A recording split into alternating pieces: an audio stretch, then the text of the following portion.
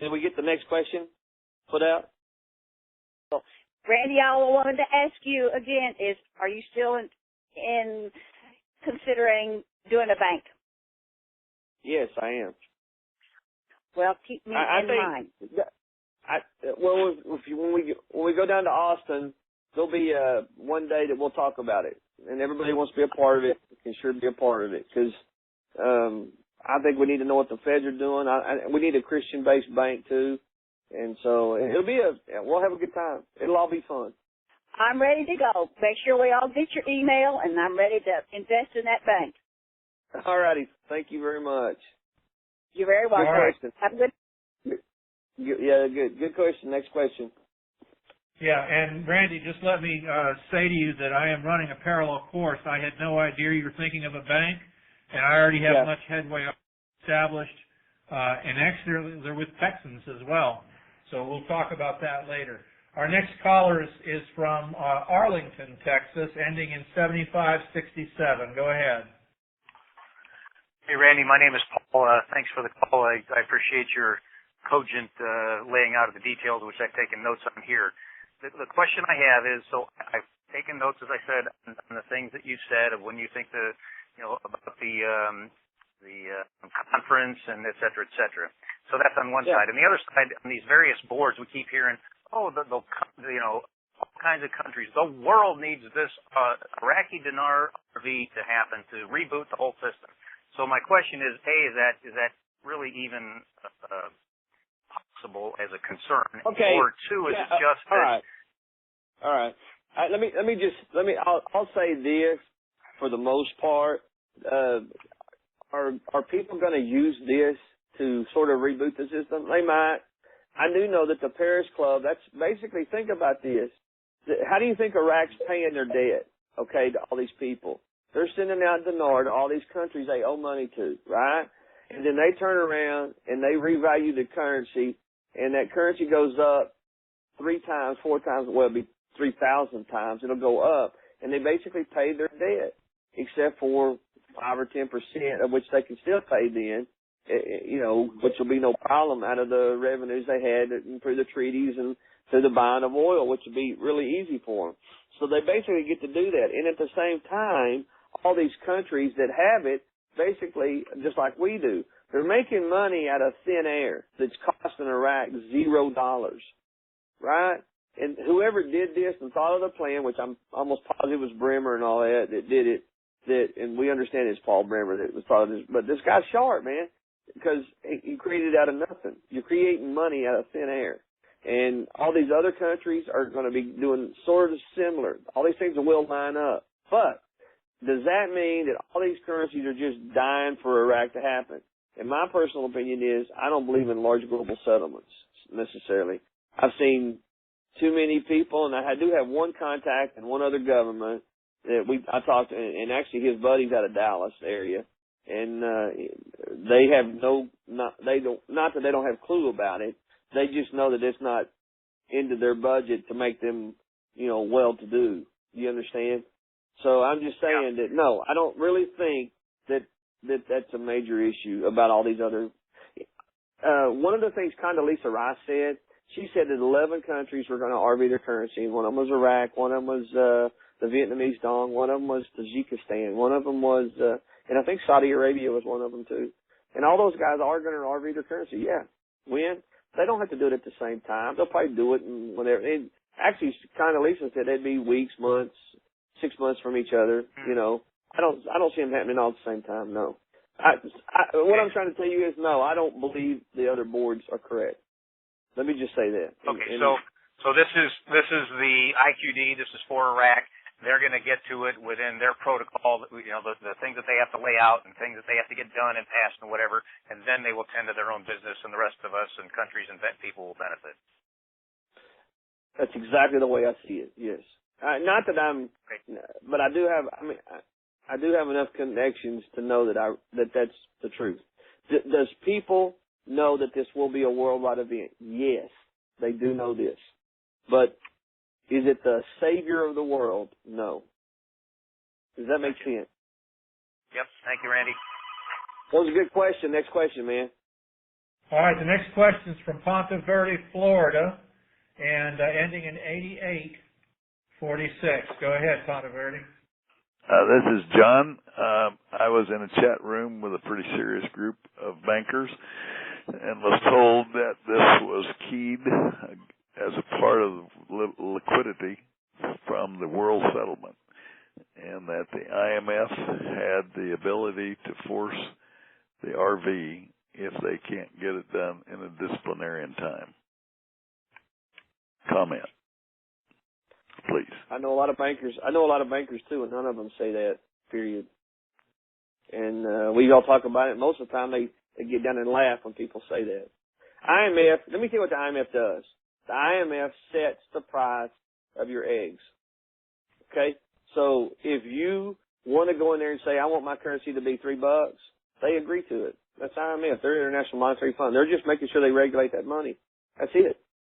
They don't force anything. Okay. The other thing that was said is that there is a team of players that will be involved that are going to have what amounts to two currency or two prices, one which will be passed on to us and another which the 15% crowd, the Obamas and the politicians and the Bushes and the other crowds will be paid their agreed to, along with China, that have muzzled their way into this.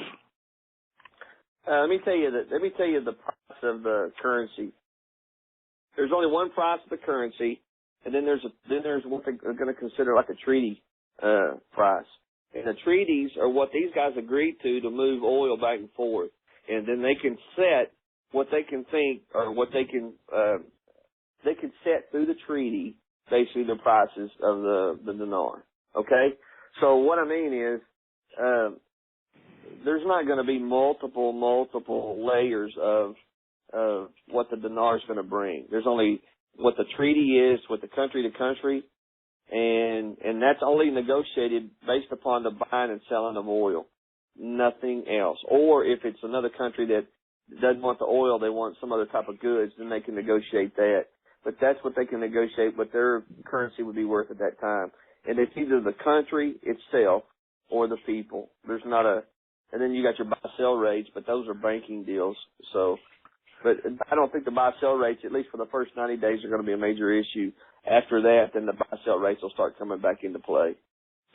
Do you have any mathematics that you think the banks will use in a uniformity of making the conversion, what fees they have in mind or will finally come to mind, because they all play dumb when you talk about this? Let me just say I know what one will do, and one's going to have CBI rate, no fees. All right? And that's... With a commitment to leave the money for a period of time, I guess. No, you just have to leave over $1 million in their bank. Yeah. Okay. Which is no big deal for most of us, okay? So, and then the fees and stuff will really start coming into play, I would say 6 months out. And 6 months out, then these buy-sell rates are going to come into play because there's not going to be you won't have as many people trying to scram for your money because most of it's already gone. And therefore these buy-sell rates come back into play. Will the bank take a tax position out of the funds that they pay us? No, cannot do that. Okay. Cannot do that. That is a bold-faced, I don't know, whatever, and I've heard that more than once. They cannot pull any kind of an income investment. The only people that ever do anything like that is the lottery, and that's because they're pulling state tax or a state fund out of it. And it's because it's coming from the state. This ain't coming from the state. So there'll be no tax because it's a currency exchange, is what we're told, I guess. No, it'll probably be a 15%. My IRS person that did my audit said they did a 15% long-term capital gains. We all know it's a capital gain because we know it's an investment. The issue's always been whether it's going to be a 15% or 25% on the Bush stuff, okay? And because you don't track it, if I hand you a $5 bill, you're not handing me a receipt for the 5. If I hand you 5, you give me back 2 or something like that. There's no receipts going back and forth, just the currency. And because of that, they don't track time. And because of that, it's all long-term capital gains. Okay? Okay.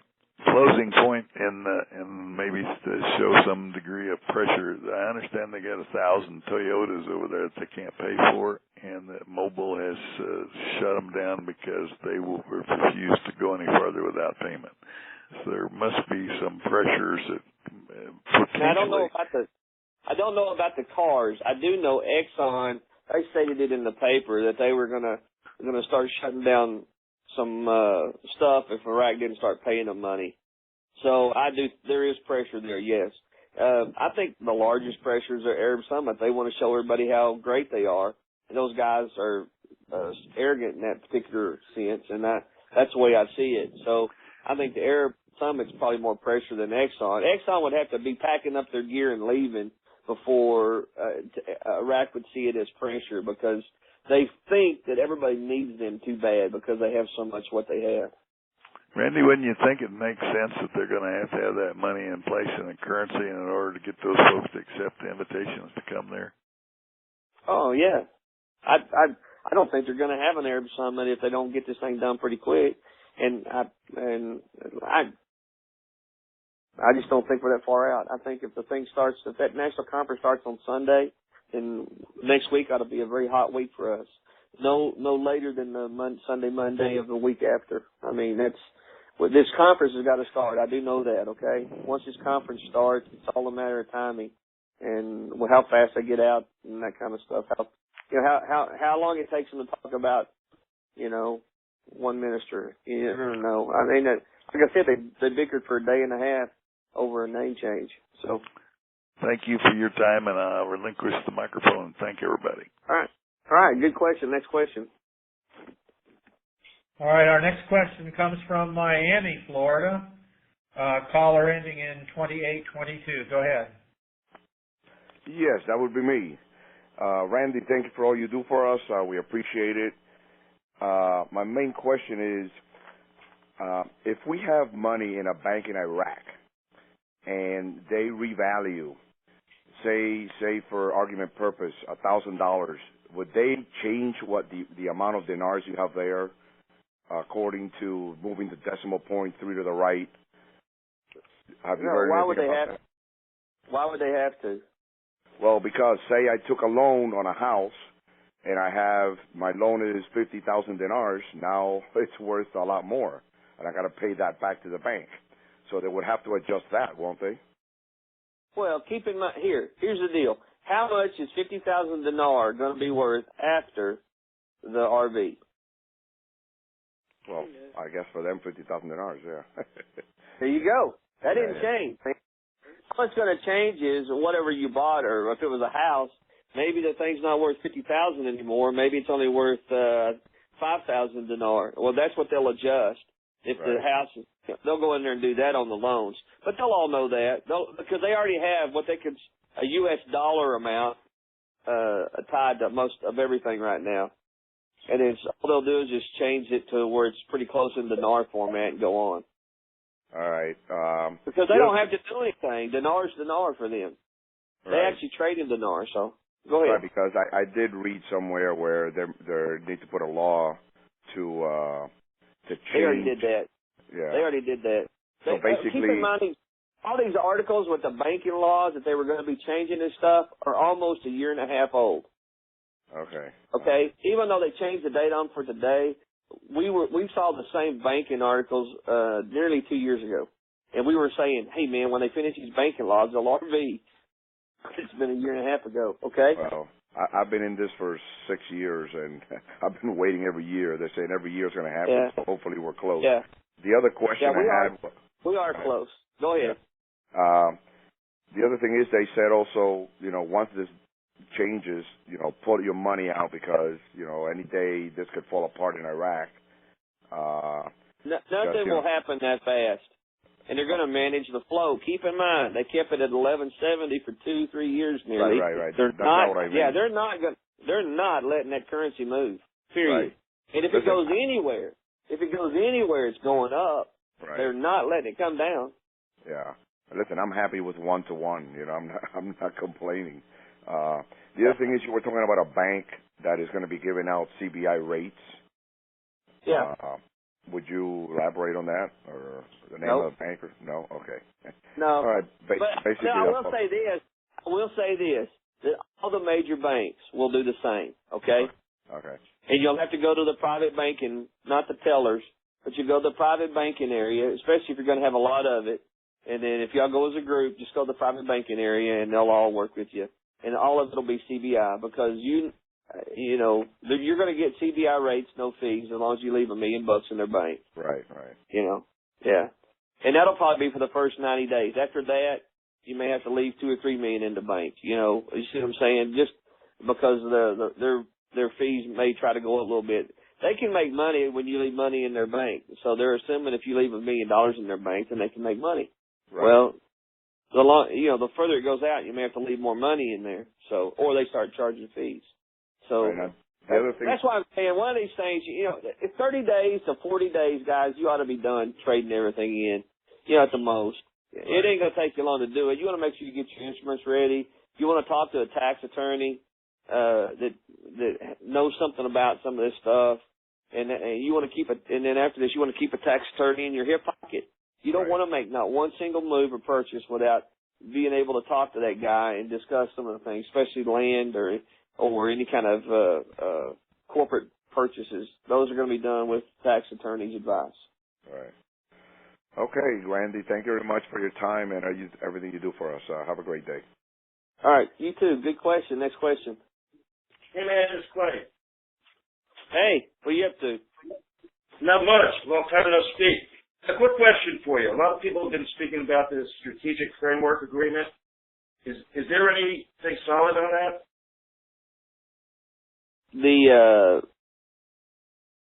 Are you talking about from the United States that the SOFA, the strategic framework? They said it's supposed to be done and settled in March. Oh, okay, because everybody thought it was February, and they thought that the RV may have been attached to that as well. No, it's not. It has zero to do with it.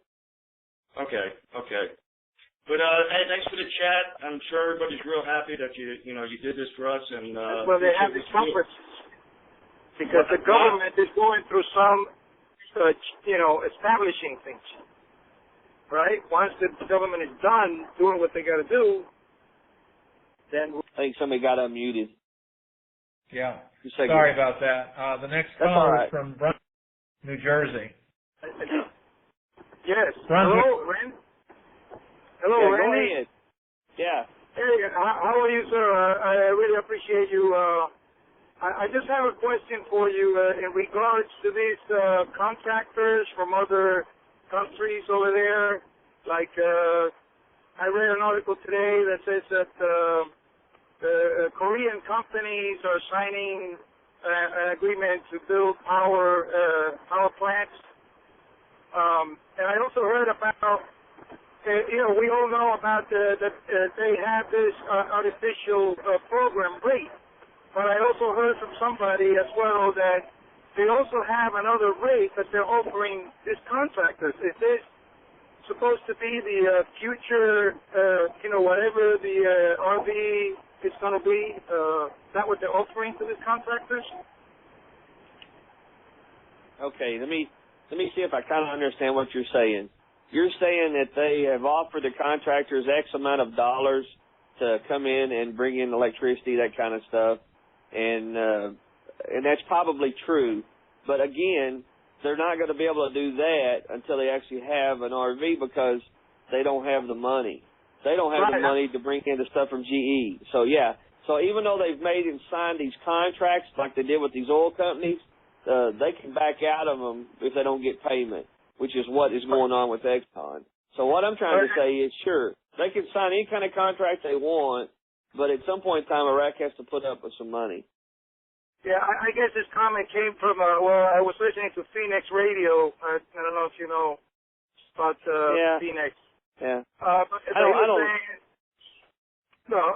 guess reading from the news, the Iraqi news, there was an article that the World Bank was trying to get them to establish the single window frame, which, he was talking about the one rate, which rather than having the artificial program rate and then offering contractors a different rate, that the World Bank was trying to get them to like hurry up and do what you got to do with this single frame, window frame, and establishing the one rate, which will be the revalued dinar. But I don't know, it's just something that I thought that maybe you could shed some light on it. Well, really you can't shed any light on what a contractor is going to get or anybody else, because all those things can be individually done. Okay? Each contracted price can be done differently based upon, with the country, you got treaties involved on the countries, okay? So if a country's involved, then they have a treaty rate on the dinar, and that has to be used on some of it, okay? Especially with oil. I know that there's a treaty price that the United States gets that's different than the actual CBI rate, you know. So it's just based. So you would say it's better than the artificial rate? It just depends. It depends on what kind of treaty that they've signed with. Each country has a treaty with another country. And all those treaties are different. They aren't similar. They're different.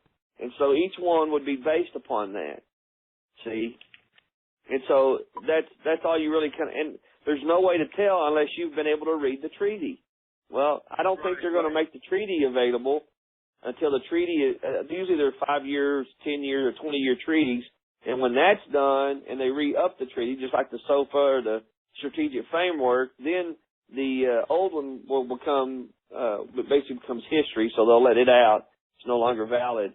And then the new one will probably become, it's like, you know, they keep it close to chest until that treaty runs out. And only diplomats know what they say. I can understand that. Yeah, I can understand what you're saying. So you would say it's more like a classified info between the countries? Right. Yeah, that's exactly right. The contractors get to make based upon what the treaty is with the country, because that's the rate that they're getting for products, you know, going in and out of the country. Each country signs treaties with every country. And when you're doing these import-export, you know, when you import-export, that's why they're either taxed or not a tax. Do you understand? They have what they call that's what they have, a trade deficit. That's what creates those. They try to level it with a tax or not a tax based upon what they're getting, okay? So each one can be different. I'm not saying it can't. Each one can be different. Right. I got you. There's no use chasing that frog either. Because it's, that'll make you nuts. One last question I have is on the lower denominations. Is it possible that the lower denoms will have more value in the near future? Is it a good idea to cash in all your large denominations and then keep the lower denoms like the 500K, 500 notes, and maybe from 1,000K down? It won't matter. They're 25. It's not going to bring any different. Your lower denoms are not going to bring any more money than the others. It's all going to be X amount of dinar per dollar. It's going to be the same. Okay. Wonderful, sir. I really appreciate you and the work you do, and God bless you, sir. All righty. Good question. Next question. All right. The next question is from Lubbock, Texas, ending in 0393. Go ahead, Lubbock. How you doing, Randy? I'm doing fine, man. How you making it? Pretty good. First, I want to give a shout out to somebody that's listening, my cousin at a bank who should be working, but he's listening to you, so I want to give a shout out to him. My first question is he up in Lubbock? Yes, sir. Okay. You're only 100 miles from me. Oh yeah, that's good. Hey, yeah, he's up in Lubbock. He's listening to you right now, probably laughing at us. So. He gets to laugh at all those bank questions I get. I'm sure he does. My first question is, what do you put anything into the low cash? You know, went from 200 million to down to 3,000 or whatever it was. Do you put anything into those? Nah, rate will be a rate, just like the dollar is. Okay. I mean, whatever the rate is, that's what it'll be. It's going to come out at 341. That's it. They'll manage the float, and what they manage it at will be 341 to 342, and they'll probably let it float up or whatever. So I promise you they won't let it go down anytime soon. I mean, if it's struggling or Iraq seems to be struggling with it, they'll just keep it at the same rate. They won't move it, let it go up. Next question is. All right, next question is Millersport, Ohio, ending in 2051. Okay. Go ahead. Hello. Hi, Randy. Yeah. About that, Dave. How you been? I haven't talked to you in a while. All right. How you making it? I'm doing pretty good. I was just working out. Didn't know I'd be coming up on here soon. But anyway, all right. Let me see my questions here. All right. Do we believe that you believe that the U.S. banks are ready when this happens? Yeah. All of them? Yep. Well, good. Okay. If it comes out at 341 and it's a managed float, are there still same rules it used to be that they can only raise it or lower it and within a 90-day period, 2%? Right. That's it. So you think it will come out as managed float then, right? I know it will. Good. Shabibi actually stated it would. Okay. I mean, Shabibi stated he was going to come out and manage the float. He was pretty adamant about how he was going to do it. So yeah. All right. Go ahead. Smart cards. We haven't heard about those for about a year or whatever. Are those still in play? And they use them in the ATMs? I'm sorry. Go ahead. No, they came out with some stuff that they want to have multiple purposes for the smart card. All that means is they want to try to use them as a ATM machine stuff. The smart cards before were they passed out these cards, and the way that they used them was they would go to the vendor, and the vendor could give this guy, $100 worth of food. And they didn't really have an ATM exchange, how we go through a little ATM machine or the little credit card machine. Well, they don't have that access because their town is, as far as infrastructure, is in terrible shape, right? They don't have that yet. When this RV comes out, they're going to build all that. But until that time, they don't have it. So what the government was doing, they hand them these smart cards, and the smart card would then go to the vendor, and you'd say, hey, look, I can get $1,000 worth of or $100 worth of food. And the vendor was supposed to give it to them, but that kind of went haywire when the government quit paying, and then they kind of dropped the smart card. Well, here recently, I guess the last couple months, they've kind of tried bringing the smart card out again. Why? Because they're going to have money pretty quick. Okay, so all the issue is they had no money, and they should have some money here in the next few weeks. Good. Let's hope so. Let's hope we do too. Last question. Okay. Last question. Do you believe the ministers have actually been picked and working right now, but they just haven't been announced? And when they do, when they're announced, do you think the herbal and the HCL will be announced at the same time? Actually, I know how this is going to go, but this is what I'm going to say. You're going to have basically the ministers announced. You're going to have a strategic council announced. The council is the three presidents, Alawi, Maliki, and Talabani. That's the power sharing. Once those two things are done, you got a completed government. Okay? That will happen prior to the RV. Right. And I'll just leave it like that. And they'll be pretty close within each other.